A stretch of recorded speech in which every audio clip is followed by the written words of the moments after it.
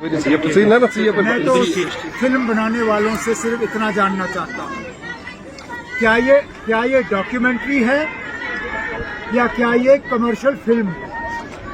अगर ये डॉक्यूमेंट्री है तो फिर हम मान के चलेंगे कि इसमें जो आपने दिखाया सही दिखाया, लेकिन फिल्म बनाने वाले भी कहते हैं कि it is based on reality but it is not a documentary. उसमें तरह तरह के झूठ दिखाए गए हैं बिलखसूस उस वक्त की हुकूमत के बारे में।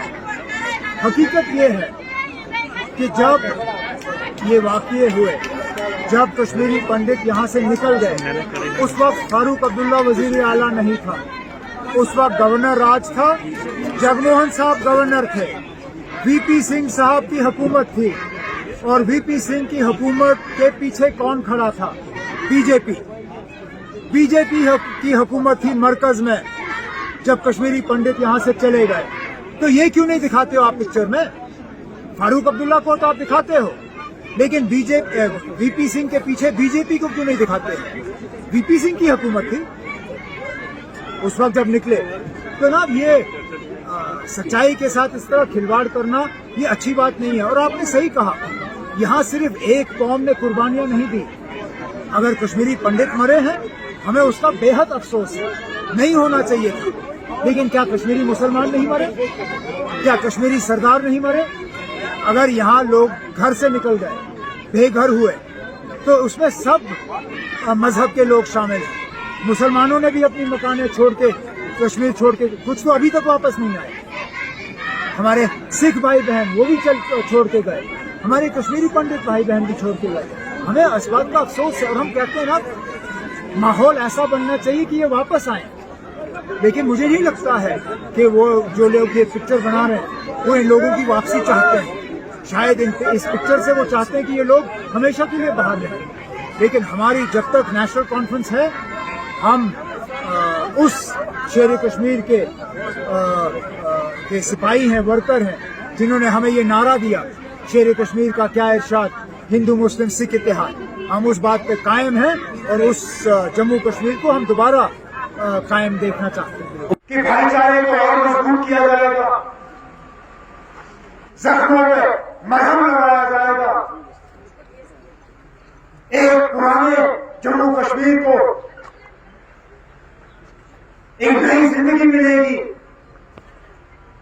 हमें कहा था कि दिल की दूरी जो है उसको कम किया जाएगा, लेकिन आज हम क्या देखते हैं कि एक पूरे कौम को दुनिया भर में बदनाम करने की कोशिश की जा रही है।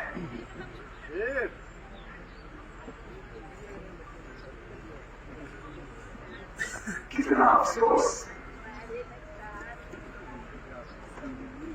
आम कश्मीरी इस बात से खुश नहीं है कि 32 साल पहले क्या हुआ। आम कश्मीरी इस बात से खुश नहीं है कि लोगों को अपने घरों से निकाल के वादी के बाहर भेजा गया।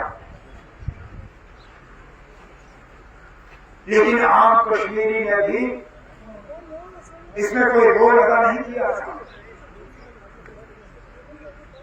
आज एक तासुर पैदा करने की कोशिश की जा रही है कि सारे कश्मीरी जो है वो फिरका परस्त है, कि सारे कश्मीरी जो है वो दूसरे मजहब के लोगों को बर्दाश्त नहीं करते। कोशिश की जा रही है कि दुनिया भर में कश्मीरी जो है वो बदनाम हो। अरे इससे हासिल क्या होगा? क्या ये करके हम लोगों के लिए रास्ता तैयार कर रहे हैं जिनको घर वापस आने की बात हो रही थी? क्या ये करके हम उनकी घर वापसी और ज्यादा आसान बना रहे हैं? मुझे डर इस बात का है कि जो नफरत आज कश्मीरी मुसलमानों के खिलाफ पैदा की जा रही है, खुदा ना खास्ता हमारे जो बच्चे इस रियासत के बाहर पढ़ रहे हैं, कहीं इसका खमियाजा उनको ना भुगतना पड़े। 18 20, 21, 22 साल के बच्चे, उन्होंने तो कब जन्म नहीं लिया था जब ये हालात बने थे जम्मू कश्मीर में। आज मुझे उनके माँ बाप के मैसेज आ रहे हैं